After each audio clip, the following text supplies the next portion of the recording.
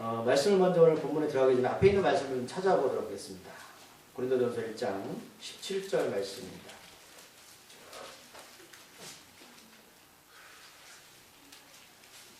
자, 읽어볼까요? 시작. 그리스도께서 나를 보내심은 세례를 베풀게 하려 하심이 아니요 오직 복음을 전하게 하려 하시는데 말의 지혜로 하지 아니하는 그리스도의 십자가가 헛되지 않게 하려 합니다. 우리가 어떤 사람을 에게 예수님을 전할 때에 생각하는 부분들이 있습니다. 나는 많이 배웠으니까 나는 못 배웠으니까. 여러분 이건 중요하지 않습니다. 내가 어떤 사람을 향해서 내가 어떤 세상의 지식을 가지고 또 내가 똑똑한 말로 하면 그것이 더 역효과가 날 수 있다는 것이 오늘 바울 선생님의 고백입니다. 그렇죠? 그러니까 오늘 바울 선생님이 뭐라고 말씀하셨어요? 나는 인간의 지혜로 예수님을 전하지 않겠다는 겁니다. 여기서 인간의 지혜가 뭐냐면 쉽게 말하면 세상에서 말하는 똑똑한 것입니다. 어떤 사람이 있는데 그 사람한테 예수님을 전하는데 내가 가진 모든 어떤 수사법을 가지고 좋은 말로 그 사람을 설득하거나 또는 좋게 말해서 교회에 인도하지 않겠다는 소리예요. 그럼 우리가 만약에 교회를 누군가를 인도할 때에 가장 효과적인 방법은 1,000,000원 주면 돼요. 이해하세요? 2,000,000원 주면 돼요. 그럼 지금 나가셔서 길거리에 있는 사람한테 내가 너 1,000,000원 줄 테니까 오늘 교회 갈래? 라고 한번 해보세요. 10명이 10명 다 교회 오게 될 것입니다. 그럼 여러분 그분들이 교회 와서 예배 드린다고 그분들이 생명을 얻는 것일까요? 아니죠. 아닙니다. 오늘 바울이 그 말씀하시는 겁니다. 그리고 이어서 22절에 한번 읽어볼까요? 1장 22절 말씀 읽어보겠습니다. 시작. 유대인은 표적을 구하고 헬라인은 지혜를 찾으나 라는 겁니다. 오늘 바울 선생님은 나 이렇게 사람들이 원하는 것들을 주면서 그들에게 예수님을 전하지 않겠다고 말씀하셨습니다. 헬라인은 지혜를 구하나 그들은 복음을 거절했고 유대인들은 표적을 구하지만 복음을 거절했습니다. 자, 보세요. 표적이 뭐냐 우리가 제가 말씀드리지만 어떤 기적 뒤에 나온 하나님의 사인입니다. 근데 예를 들면 어떤 사람이 암에 걸렸는데 우리가 잘 알듯이 물론 그분은 병 낫기를 원하죠. 그래서 열심히 기도하거나 예수님을 전해서 그분이 병이 나았습니다. 기적이죠. 그럼 그 사람이 여러분 말씀을 모른 채 예수님을 믿었다고 해서 그분이 구원받은 게 아니에요. 이건 암 고침 받았다고 구원받는 게 아니죠. 그분은 어떤 현상만 본 겁니다. 근데 하나님은 그 현상 뒤에 사인을 보낸 거잖아요. 기적을 통해서 예수님을 알기 원하는데 우리는 단순하게 어떤 현상만 안에 매몰되어서 병 고침 받았다라고만 생각하는 것이죠. 그러면 병 고침 받아 구원받았습니까? 아직 안 받았습니까? 육적으로 구원받았지만 영적으로 구원받은 게 아니잖아요. 그러니까 유대인들 있잖아요. 세상의 자랑을 위해서 표적을 찾는다는 거예요. 내가 기도하고 하나님을 찾는 것들은 그저 하늘의 무엇을 통해 내가 유익을 위해서 구하는 거예요. 그런데 하나님은 우리한테 왜 표적을 보여주신다고요? 그 표적을 통하여서 예수님을 알기 위해서 예수님을 전하기 위해서 기적과 표적을 보여주는데 사람들은 기적과 표적에만 관심이 있다는 거예요. 그러니까 나한테 어떤 일이 기적이 벌어지면 그게 믿음이 좋다라고 말하지만 여러분 암이 걸렸는데 죄송하지만 믿음이 좋아도 암 걸려 죽었다 할지라도 그 사람 믿음이 없는 게 아니라는 사실이에요. 유대인들은 그 표적만 구하는 거야. 나한테 표적이 많이 일어나면 난 하나님을 사랑하는 사람이야. 하나님 나한테 은혜를 베푸는 사람이야 라는 거예요. 하지만 우리가 보아야 될 것은 그 표적과 기적을 베푸는 예수님을 바라봐야 되는 것이죠. 그럼 우리가 십자가를 보면 여러분 십자가가 기적입니까? 여러분 십자가는 저주였습니다. 2000년 전에 십자가에 매달려 죽는 것은 저주받은 사람들이 받는 사형형이에요. 그래서 많은 사람들이 2000년 전에 동상 위에 십자가 달린 사람들을 보면 저 사람은 어떻게 저렇게 죄를 많이 졌을까? 그래 저는 고통을 당하지라고 생각을 했다는 사실입니다. 그런데 예수님이 그 십자가에 달려서 죽으셨어요. 많은 사람들이 저주라는 그 십자가에 예수님을 험하게 죽으셨습니다. 그런데 우리가 예수님을 믿으면서 여전히 어떤 표적과 기적에만 관심을 가지고 십자가를 이야기하면 사람들이 십자가를 싫어한다는 거. 왜요? 나는 십자가를 지면 어렵거든요. 십자가 나의 인생에 도움이 되지 않고 십자가 나의 성공에 여러 가지 유익하지 않기 때문이라고 생각하는 사람들은 그렇게 생각한다는 겁니다. 그렇기 때문에 오늘 바울 선생님이 우리에게 말씀하는 거예요. 너희들 언제까지 예수를 믿으면서 기적과 표적을 행하시는 그 예수를 바라보지 않고 그 어떤 거기 유익만 찾고 있는 거야.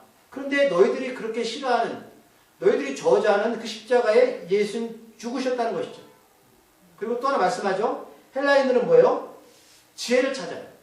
그럼 여러분 헬라인들은 어떤 사람들이 있잖아요. 지식이 많은 사람들이 하나님의 은혜를 받은 사람이에요. 그 사람들은 서로 말솜씨를 잘하고 서로 둘이서 말솜씨를 해서 이기는 자면 아, 저 사람 학문과 지식이 많아서 똑똑하구나, 저는 구원받았구나 라는 거예요. 쉽게 말하면 저 사람이 가지고 있는 어떤 지식이 그를 천국에 보낼 수 있어. 저 사람이 어떤 사람보다 뭐가 뛰어나면 저 사람은 구원받았어 라는 거예요. 그러니까 이런 일들이 지금 어떻게 벌어지냐면 어떤 사람은 그래요. 나는 교회 다니지 않아도 나는 착하게 살았기 때문에 나는 구원받았습니다. 나는 교회 오래 다녔기 때문에 구원받았습니다. 나는 권사, 목사기 때문에, 장로기 때문에 구원받았습니다. 이게 똑같은 경우를 하는 거예요. 언제 예수님이 우리한테 교회 오래 다녔다고 구원받았다고 하신 적이 있습니까? 그러니까 헬라인처럼 어떤 자기 지식, 내가 사람한테 뭔가 뽐내고 내가 교회 안에서 기도를 많이 하고 내가 교회 안에서 뭔가 특출 나면 나는 죄의 문제 해결됐다는 거예요. 난 구원받았다라는 겁니다. 그러니까 지금 이런 일들이 지금 교회 안에서도 일어나고 있어요. 그러니까 헬라인들이 뭐냐면 인간이 스스로 어떤 노력을 통해서 구원할 수 있다라고 생각합니다. 그들은 말을 잘하면 사람들 앞에서 그렇게 하는 것이죠. 그래서 끊임없는 인류의 역사 가운데 그렇잖아요. 사람들이 왜 사는가, 왜 죽는가 이런 부분들을 고민하죠. 근데 헬라인들은 그 답을 주면 이 사람은 잘난 사람입니다. 그래서 구원받았다라고 생각합니다. 근데 여러분 십자가의 도의 본질이 뭐죠? 예수 십자가 왜 죽으셨나요? 우리가 무엇을 잘하고 우리가 뭔가 표적 기적을 행하고 이들처럼 뭔가 똑똑하고 뭔가 우리가 헬라인들처럼 내 선한 행위로 무엇을 통해서 구원받을 수 있다고 생각하면 예수님이 굳이 십자가에 죽으실 필요가 있습니까? 사람들이 말하는 그런 아주 추악하고 저주스럽고 고통스러운 그 십자가에, 모멸하는 십자가에 굳이 예수님이 죽으셔야 되는 이유가 어디 있습니까? 그렇기 때문에 오늘 발표는 분명하게 십자가는 너희들이 생각하는 표적과 지혜로 해석할 수 있는 것들이 아니고 여전히 너희들 그 능력으로 구원받을 수 있다고 생각하면 그건 너희들 착각이라고 이렇게 말씀하시는 겁니다. 오직 그리스도의 십자가의 부활, 사람들이 말하는 저주, 그 십자가에 달리고 죽지 않으면 우리는 부활할 수가 없습니다. 이제는 내가 발표는 유명한 여러분 고백 기억나시죠? 이제 내가 사는 것이 아니라 내 안에 누가 사시는 것입니까? 예수님 사시는 것이고 나는 그 예수님의 십자가에 죽은 자입니다. 그럼 보세요. 이걸 쉽게 사람들이 고백하지만 2차전들이 고백하는 건요. 정말 저주받은 사람이라는 거예요. 나는 저 예수님과 저주받은 십자가에 죽겠다는 고백입니다. 근데 여전히 내가 예수를 믿으면서 그 저주받은 십자가 아니라 어떤 세상의 부귀와 세상의 어떤 성공을 위해서 예수를 믿는다면 그들은 유대인처럼 표적을 구하는 자이고 또 헬라인처럼 뭐예요? 지혜를 구하는 자라는 사실입니다. 물론 여러분 우리가 하나님 앞에 복 받는 것은 감사한 일이지만 그 복의 근원 대신 하나님을 외면하고 여전히 신앙생활하는 것이 내가 무엇이 얻고자 한다면 여러분 십자가는 관계없는 그 길을 가시는 거라고 제가 미리 말씀드립니다. 여러분 십자가는요 사람들이 세상 눈치 보는 삶입니다. 여러분 십자가는요 사람들이 가기 싫어하는 길입니다.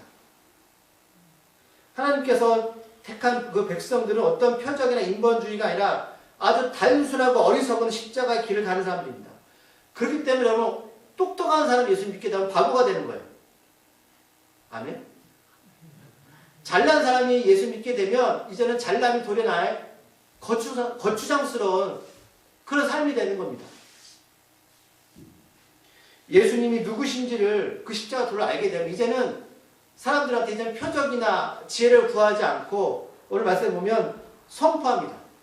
내가 믿었던 예수에 대해서 그 사람을 어떻게 좋게 말해서 교회 나오게 하고 무엇을 해서 교회 나오는 게 아니고 그 사람 앞에 경험한 그 저주받은 십자가를 있는 그대로 선포하는 삶으로 변한다는 사실입니다. 이건 포장되어지는 것이 아니에요. 그래서 오늘 2장 1절 우리 말씀 본문에 그렇게 기록하고 있잖아요. 형제들아 내가 너희에게 나아가 하나님의 증거를 전할 때 말과 지혜에 아름다운 것을 하지 않겠다는 겁니다.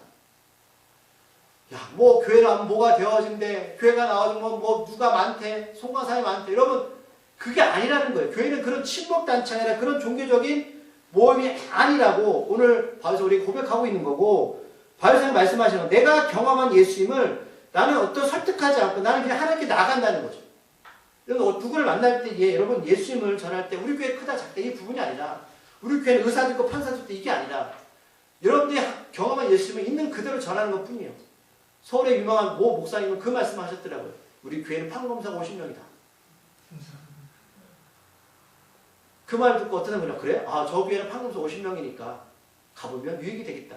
그게 올 수도 있겠죠. 물론 그게 가서 예수를 믿게 되면 행복한 일입니다. 그런데 여러분 교회가 그렇게 흘러가는 것은 하나님 기뻐하지 않는 사실. 우리가 이 자리에 올 때 여러분 판검사 중요한 게 아니고요. 여러분 가진 지식이 중요한 게 아닙니다. 내가 초등학교만 나도 여러분 문제가 없습니다. 내가 예수님 앞에 얼마나 신실하게 살고 있는가라는 것이죠. 이게 지금 바울이 고백하는 거예요. 왜냐하면 이 고백은 바울이 인생에서 경험한 내용입니다. 사도행전 11장에 보시면 16장 35절에 우리가 배웠던 내용인데, 바울이 담에서 예수님을 만나게 되었습니다. 그 열정이 많았던 사람이거든요. 예수 믿기 전에 그 열정이 얼마나 뛰어났는지, 예수 믿는 사람을 잡으려고 있잖아요. 밤낮으로 뛰어났던 사람입니다. 근데 여러분 예수님을 믿게 되었어요? 담에서 예수 믿게 됐는데 그 기질이 바뀌어지겠습니까? 바로 똑똑한 사람이거든요. 열정이 풍부해서. 그런데 처음에 그 바울 선생님이 복음을 전했던 장소가 어디냐면 아덴이라는 지역입니다. 근데 결과론적으로 이 사람이 여기서 바울이 복음을 전했는데 열매가 전혀 없었어요. 교회도 세우지 못했습니다. 처음 예수 믿고 처음 복음 전하니까 얼마나 여러분 자기가 사이다 춘천했겠습니까? 사도행전 11장 16절에 보면 이 아덴의 곳이 어떤 곳이냐면 아주 우상 숭배를 많이 했던 곳이고요. 헬라 철학사상, 그러니까 똑똑한 사람이 많았던 동네입니다. 여기서 바울이 디모데와 실라 기다리다가 아덴 사람들이 막 신상과 우상을 숭배하니까 예수님 영접했잖아요. 뜨거우니까 화가 났습니다. 그래서 복음을 전하기로 했습니다. 말씀드리면 이 지역에는 헬라 철학이 아주 팽배했습니다. 그래서 이 바울 선생님은 그래 나도 헬라 철학이 내가 똑똑한 사람이야. 예수님을 그들이 아는 헬라 철학을 가지고 똑똑한 말로 잘하는 말로 그래 복음을 전하자라고 복음을 전하기 시작했습니다. 그런데 결과는 실패했습니다. 왜 안 믿을까? 분명히 나는 똑똑한 말을 열심히 전했는데. 그러니까 여러분 바울이 예수님을 안 전한 게 아니에요. 방법적으로 잘못되었다는 것이에요. 그래서 그가 아덴에서 이 경험을 하고 나서 이 1절 2절 말씀을 고백하는 거예요. 고린도 교회. 나는 이제는 십자가 외에는 더 이상 다른 말로 사람을 설득하지 않겠다는 거예요. 2절을 보면 바울은 그의 설교나 전도에 있어서 매우 중요한 결정을 내리죠. 2절 말씀을 다 같이 읽어보겠습니다. 시작. 내가 너희 중에서 예수 그리스도와 그가 십자가에 못 박히신 것 외에는 아무것도 알지 아니하기로 작정하였다. 나는 복음을 전할 때 예수 십자가 왜 죽으셨고 왜 다시 사셨는지 난 이거 외에는 알지 못하겠다. 그럼 정말 이 사람이 지식이 없어 이런 말을 하는 게 아니죠. 똑똑해요. 많이 배웠습니다. 우리 잘 알지만 하지만 그는 이런 경험을 하고 나서 복음 생명이라는 것은 나의 지식으로 누군가를 그를 예수님의 생명을 전할 수 없구나 하는 여기서 배우게 된 거예요. 우리가 십자가의 능력이라는 거 여러분 있잖아요. 내 능력이 절대 아닙니다. 여러분 능력이 아니에요. 이거는 성령의 능력이고 성령의 체험이고 성령의 역사하십니다. 교회가 아무리 여러분 좋은 프로그램 가지고 있잖아요. 사람 많이 모일지라도 그 안에 생명이 없다면 그건 세상적인 모임에 불과하다는 사실입니다. 바울은 철저히 깨달았어요. 우리 교회가 아무리 외적으로 성장하고 사람들이 많이 모일지라도 그냥 단순히 세상처럼 흘러가는 교회라면 그걸 하나 보시기에는 그거는 더 이상 교회가 아닙니다. 우리가 복음을 선포할 때 사람들한테 두 가지 반응이 나타나죠. 사도행전에서. 첫 번째는 유대인들이 바울을 죽이려고 했습니다. 왜? 내가 예수 믿다가는 망하게 생겼다는 거예요. 두 번째는 어찌할까 하면서 여러분 통곡하는 사람이 나타났다는 거예요. 우리가 예수님의 성령 역사관을 전하게 되면 두 가지 반응이 동시에 하는 거예요. 어떤 사람은 어찌할까 해서 가슴을 치는 사람이 있는가 하면 어떤 사람은 예수 믿다가는 어떻게 된다? 망하게 생겼다는 거예요. 왜? 왜일까 여러분? 세상과 예수 믿잖아요. 반갑으로 가는 거거든요. 내가 전에는 내 번도 살았는데 예수 믿다가는 내가 모든 것을 포기해야 돼. 쉽지가 않다는 사실입니다. 그래서 오늘 2장 3절 5절까지 보면 이런 말씀은 내가 너희 가운데 거할 때 약하고 두려워하고 심히 떨어노라. 그럼 이제 바울 선생님이 고린도 교회에 말하는 거예요. 난 이제 어떻게 너에게 나가겠다? 약하고 두려움으로 나가겠다는 거예요. 그 두려움이 대해 누구냐면 예수님이십니다. 나의 똑똑함이나 잘남이 아니라 나의 약함을 통해서 누가 나타나신다도 성령 역사가 예수님 역사가 나타난다는 거예요. 그럼 세상은 강하고 있고 내가 잘나야지만 그 사람 설득할 수 있고 있잖아요. 그 사람 끌어올 수 있죠. 그러나 복음은 그렇지 않다는 거예요. 내가 더 죽고 약하고 내가 하나님 앞에 더 바짝 엎드릴 때에 성령 역사는 어떻게 더 강하게 역사한다는 사실입니다. 세상과 반대 아닙니까? 내가 힘이 있어야 되고요. 내가 능력이 있어야 그 사람을 설득할 수 있어요. 그러나 생명은 그렇지 않다는 소리입니다. 내가 약해질수록 내가 하나님 앞에 바짝 엎드릴수록 하나님의 능력은 더 강하게 일어날 수 있다고 성경은 말씀하십니다. 이걸 우리가 어떻게 할 수 있을까요? 우리가 그 사람을 교회에 인도하는 거 우리의 능력이 아닙니다. 우리의 힘이 아닙니다. 하나님의 역사와 하나님의 전적인 주권의 사실입니다. 그럼 바울이 성령 앞에서 이렇게 철저히 왜 약해야 될까라는 5절 후반절에 보면 이렇게 말씀하겠죠. 너희 믿음의 사람이 지혜에 있지 아니하고 다만 하나님의 능력에 있게 하노라. 그리고 4절 후반절에 성령의 나타나심과 능력으로. 그러니까 바울은 철저하게 십자가만 바라보는 거예요. 내가 아무것도 아니라고 고백하는 그 순간에 하나님의 능력이 나타나는 것이고 내가 저 사람을 어떻게 해보겠다가 아니라 내가 저 사람을 긍휼한 마음으로 나갈 때에 성령의 능력에 생명의 능력이 나타나는 거예요. 그러니까 내가 여러분 두려워하지 마십시오. 내가 어떤 일을 할 때 제가 앞에서 거창하게 두 가지 사건을 말씀드릴 때에 여러분 잘 되었다고 말씀드리는 게 아니고요. 우리가 계획하지도 않았던 일들 우리 능력으로 생각하지 않았던 일들을 통해서 하나님은요. 인생을 계획하시고요. 인도하시고 보여주시는 거예요. 저는 그게 더 값어치 있다고 생각해요. 하나님이 살아계신 게 역사하심을 여러분을 통해서 일을 하신 걸 우리가 깨닫게 되었을 때에 우리의 믿음은 더욱더 견고해지는 것이거든요. 또 말씀드리잖아요, 여러분. 지금 화장실에 쉬를 넣을 때도 무엇을 장사하실 때도 그냥 생각 없이 장사하시는 것이 아니라 하나님 오늘 하루도 내가 일을 통해서 하나님 누구를 만나가실 것이고 하나님 어떤 일들을 계획하실 것이고 하나님께서 나의 약함에서 어떤 능력을 나타내실 것입니까? 그럼 기대하고 일을 하시면 하나님 분명하게 그 가운데 역사하신다는 사실입니다. 5절 후반절 하나님의 능력이 있게 하려 하십니다. 6절에 보면 후반절도 말씀하시잖아요. 그러나 우리가 온전한 자들 중에서는 지혜를 말한다. 이는 이 세상의 지혜가 아니요 또 이 세상에서 없어질 통치의 지혜도 아니다. 근데 우리가 지혜가 필요한데 이 지혜가 뭐냐면 하나님을 아는 지혜인데요. 이건 세상의 지혜가 아닙니다. 유대인들은 표적의 지혜를 찾고 헬라인들은 철학적으로 똑똑한 어떤 지혜를 찾지만 우리들은 하나님을 경외하고 두려워하는 마음의 지혜가 필요하다는 사실이에요. 이 지혜를 통해서 하나님은 세상과 다른 지혜를 그들에게 나타난다는 사실이에요. 사람들은 뭐죠? 똑똑한 거, 잘난 거 이걸 통해 가지고 무엇이 얻으려고 하는데 우리는 미련한 하나님의 십자가의 지혜를 가지고 그들에게 나간다는 사실입니다. 이럴 때 뭐가 나타난다? 하나님의 능력이 나타난다는 사실입니다. 그래서 7절에서 말하는 7절 말씀 읽어볼게요. 시작. 오직 은밀한 가운데 있는 하나님의 지혜를 말하는 것으로서 곧 감춰졌을 것인데 하나님이 우리의 영광을 위해서 만세전에 미리 정하신 것이라. 아멘. 여러분 사업을 하실 때 장사를 하실 때 공부하는 학생도 마찬가지입니다. 세상의 지혜는 여러분 한계가 있어요. 여러분 오늘 6조 후반절 통치자의 지혜 권력 있는 사람들의 지혜가 여러분 우리가 볼 때는 대단한 것 같죠. 그럼 지금 죄송하지만 뭐 내년에 대통령 뽑는다는데 사람들이 사는 모습을 바라보십시오. 그 지혜가 대단한 것 같으세요? 숨기고 모략하고 여러분 그거 멸망의 길입니다. 그러나 하나님의 지혜는 뭐다? 사람을 살리는 거예요. 근데 이 지혜는 십자가의 지혜인데 이건 원래 하나님이 숨겨놓으신 건데 이거는 하나님 창세 때부터 숨겨놓으신 거예요. 그래서 감춰졌다는 말을 원어에 보면 비밀입니다. 그럼 비밀은 뭐죠? 하나님 드러내지 아니하면 알 수가 없어요. 십자가를 사람들이 저건 저주받은 거야 라고 말하지만 하나님은 그 십자가의 비밀을 숨겨주셨죠. 그러니까 하나님이 그 비밀을 깨닫게 하면 생명을 얻게 되는 것이거든요. 수많은 죽음 가운데 하나님은 왜 자기 아들을 십자가 죽게 했을까라는 거예요. 맞아요. 사람들이 말하는 저주받은 그 십자가, 외면하는 그 십자가 하나님은 하나님의 비밀, 생명의 지혜를 숨겨주셨다는 사실이에요. 우리가 지금 십자가를 바라보면서 은혜라고 말하지만 다시 말씀드리면 2000년 전에 그 십자가를 믿으러 가는 사람들이 믿었을까요? 안 믿죠. 그게 바로 하나님의 비밀이라는 사실. 여러분들 그 연약함부터 하나님은 일을 하시기 시작합니다. 그러니까 우리들에게 미래의 영광이 무엇일까라는 거예요. 그러니까 우리가 여러분 7절 후반절에서 하나님께서 하나님의 영광, 우리의 영광을 위해서 십자가의 지혜에 감춰놓으셨대요. 그러면 여러분들한테 예수 믿는 하나님으로부터 오는 그 최종적인 영광이 뭐라고 생각하십니까? 생명이죠. 생명입니다. 하나님 창세 때도 그걸 숨겨놓으신 거예요.